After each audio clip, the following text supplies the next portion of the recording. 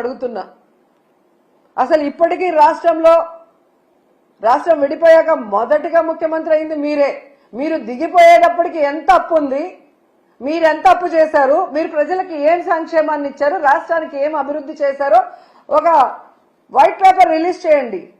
ఆ తర్వాత వచ్చిన జగన్మోహన్ రెడ్డి గారు 5 ఏళ్లలో ఎంత అప్పు చేశారు, కోవిడ్ సంక్షోభంలో కూడా రాష్ట్రానికి ఆదాయం లేకపోతే ఎలా సంక్షేమాన్ని అభివృద్ధిని చేశారు, ఎంత అప్పు చేసి ఆ అప్పు డబ్బులు ఏమైందో కూడా ఒక వైట్ పేపర్ రిలీజ్ చేస్తే మీ అబద్ధాలకి ఫుల్ స్టాప్ పడుతుంది.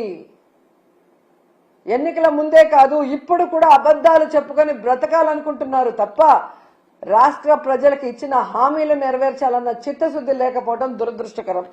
సో మీకు ఒకటే చెప్తున్నాను, మీ బడ్జెట్ లో మీరు చెప్పినట్టుగా బడ్జెటరీ లోన్ 4,91,734 కోట్లు, అలాగే నాన్ బడ్జెటరీ లోన్స్ అంటే కార్పొరేషన్ల ద్వారా తెచ్చిన 1,54,797 కోట్లు, అంటే మొత్తం కలిపి 6.5 లక్షల కోట్లు మాత్రమే అప్పు ఉంది. దాంట్లో మెజారిటీ మీరు చేసిన అప్పులే 2014లో.